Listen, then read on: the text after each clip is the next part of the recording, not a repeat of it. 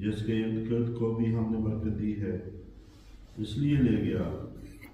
تاہم اسے اپنے بعض نشان دکھلائیں۔ یقیناً وہی خدا ہے جو اپنے بندوں کی پکار کو خوب سننے والا اور ان کی حالتوں کو خوب دیکھنے والا ہے۔ اس آیت کی تفسیر جاری ہے اور حضرت مسلم موعود رضی اللہ عنہ اس آیت کی تفسیر کرتے ہوئے بیان کروا رہے ہیں، اور اس حدیث اس واقعے کی جس میں نبی کریم صلی اللہ علیہ وسلم نے بیت المقدس کی طرف سفر کیا تھا، اس میں جو واقعات ہوئے اس کی تعبیر آپ بیان کرتے ہوئے فرماتے ہیں۔ پہلی تعبیر میں نے یہ کی تھی کہ مسجد اقصی سے مراد اس جگہ مسجد نبوی ہے، اور یروشلم سے مراد مدینہ ہے، اور ادھر جانے سے مراد آپ کی ہجرت ہے۔ اللہ تعالیٰ نے سبحان کہہ کر اس روایت کا کیا ہے، جس سے اس طرف اشارہ کیا ہے کہ یہ ہجرت اللہ تعالیٰ کی سبوحیت کا اظہار کرنے والی ہوگی۔ یہ سبحان کا لفظ بھی بتاتا ہے کہ اس نظارے میں ایک پیشگوئی تھی، کیونکہ ظاہر میں بیت المقدس کو دیکھنے سے سبوحیت ثابت نہیں ہوتی، لیکن مدینے میں جا کر اسلامی حکومت کا قیام کیونکہ بہت سی ان پیشگوئیوں کو پورا کرنے والا تھا جو قرآن کریم میں بیان ہو چکی تھی، اس واقعے سے بے شک اللہ تعالیٰ کی سبوحیت ظاہر ہوتی تھی اور اب تک ہو رہی ہے۔ غرض سبحان اللہ نے اسرا کہہ کر فرمایا کہ پاک ہے وہ جو لے جائے گا اپنے بندے کو راتوں رات مسجد اقصی یعنی اسی کے مشابہ ایک مسجد کی طرف، تاکہ وہ پیشگوئیاں پوری ہوں جن کے لیے ہجرت کرنی ضروری ہے، اور اللہ تعالیٰ دنیا کو دکھا دے کہ کس طرح اس کے بعد پوری ہوا کرتی ہے، مثلاً جنگ و جہاد وغیرہ کی خبریں جو ہجرت کے ساتھ تعلق رکھتی ہیں، پھر اسلامی حکومت کی خبر وغیرہ وغیرہ۔ لِنُرِيَهُ مِنْ آیاتنا بھی اسی عمر پر دلالت کرتا ہے کہ یہ کوئی ایسا سفر ہے جس میں اللہ تعالیٰ کے خاص نشان ظاہر ہو،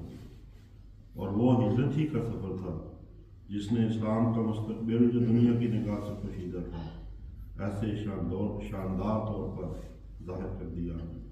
اِنَّهُ هُوَ السَّمِيعُ الْبَصِيرُ میں بھی اسی مضمون کی تائید ہوتی ہے، کیونکہ بیت المقدس کو محض کشف میں دیکھ لینا خدا تعالیٰ کے سمیع و بصیر ہونے کا ثبوت نہیں کرتا، بلکہ مدینہ کی ہجرت ان دونوں صفات کا ثبوت پیش کرتی ہے۔ سمیع اس طرح کہ اللہ تعالیٰ کس طرح اپنے بندے کی دعائیں سننے والا ہے، اور بصیر اس طرح کہ جن کامیابیوں کی ہجرت کے نتیجے میں اللہ تعالیٰ کی طرف سے خبر دی گئی تھی وہ بعین ہی پوری ہو گئی، نیز اس طرح کہ وہاں پر اللہ تعالیٰ نے مومنوں کی جس طرح نگہداشت کی وہ ایک وسیع خدا کے وجود کی بین شہادت تھی۔ اور یہ جو مسجد نبوی کو مسجد اقصی کہا گیا اور مدینے کو یروشلم کی شکل پر دکھایا گیا، اس کی وجہ یہ تھی کہ جو برکات اس شہر کو اور اس مسجد کو ملی تھی وہی مسجد نبوی اور مدینہ منورہ کو ملنے والی تھی۔ اگر کہا جائے کہ کیوں مسجد نبوی کو مسجد حرام سے تشبیہ نہ دی گئی اور مسجد اقصی سے دی گئی، تو اس کا جواب یہ ہے کہ اول تو مسجد حرام کو بعض ظاہر خصوصیات حاصل ہیں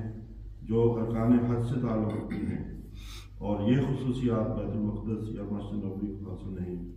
دوسرے، بیت المقدس کو کشف میں دکھانے سے یہ بھی بتانا مقصود تھا کہ آپ کی امت ان علاقوں پر قابض ہو جائے گی،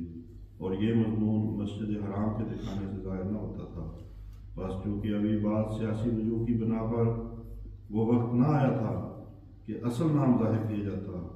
اس لیے تشبیہاً مسجد نبوی کا نام مسجد اقصی رکھ دیا اور مدینہ کو یروشلم کی شکل میں دکھایا۔ یہ پیشگوئی جس رنگ میں پوری کی گئی وہ ذیل کی روایت سے ظاہر ہے، باقی انشاءاللہ کل اللہم صلی اللہ۔ لے جی ماشاءاللہ 14 دسمبر 2024 سیچرڈے کا دن، اور حسب معمول صبح کے خوبصورت مناظر کے ساتھ آپ کے ساتھ ہم شامل ہیں۔ صبح آپ نے فجر کی نماز کے بعد بہت ہی علم والا درس سنا، علم کا خزانہ جو ہمارے پاس اللہ تعالیٰ نے دیا ہوا ہے روزانہ ہم اس سے استفادہ کرتے ہیں. خلیفۃ المسیح ثانی اللہ تعالیٰ عنہ، وہ ان کی جو بصیرت تھی اللہ تعالیٰ نے عطا کی ہوئی، قرآن کے جو تراجم، جو بھی اس کی تشریحات انہوں نے ساری دنیا کے لیے کھولی، اس میں سے وہ جو واقعہ معراج والا جو ہے اس کے اوپر جو ہے پوری واقع اسراء اور اس کے اوپر درس پچھلے کافی دنوں سے چل رہا ہے اور ابھی وہ جاری ہے. بڑی تشریح کے ساتھ بڑی کھول کے ایک ایک چیز کو اس میں بیان کیا گیا ہے. پھر یہ جو مناظر ہیں، یہ خوبصورت مناظر آپ کے سامنے آپ دیکھتے ہیں روزانہ سیر کے. اور سیچرڈے والے دن جو آپ کو ایک خاص ساتھ ہم چیز دکھایا کرتے ہیں وہ ہے صبح کا ناشتہ، جو ہم سارے دوست جو سیر والے ہیں اکٹھے کرتے ہیں. اور اس ناشتہ میں ہر طرح کا جو آپ کو ملتا ہے ٹیسٹ. بروچن بھی ہوتی ہے جو جرمن میں عام چلتی ہے ڈیلی. پھر اسی طرح ہمارا پاکستانی دیسی ناشتہ جس میں پراٹھے اور پھر نہاری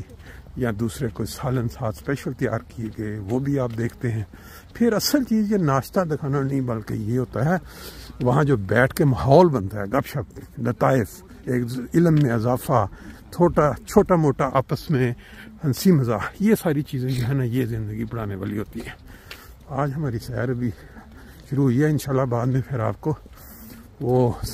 ناشتے کے مناظر بھی دکھائیں گے. آج محترم ڈوگر صاحب کی طرف سے، کیا جی ان کا پورا نام؟ مورگن ڈوگر صاحب، ہمارے حامد ڈوگر صاحب، یہ بھی ہمارے سیر کے ممبر ہیں. کام پہ انہوں نے جانا ہوتا ہے تو بعض کا پھر بیچ میں نہیں بھی آ پاتے. بہرحال آج ناشتے کا اہتمام ان کی طرف سے ہے. ٹیم ہماری چل رہی ہے اس وقت صبح سحر میں.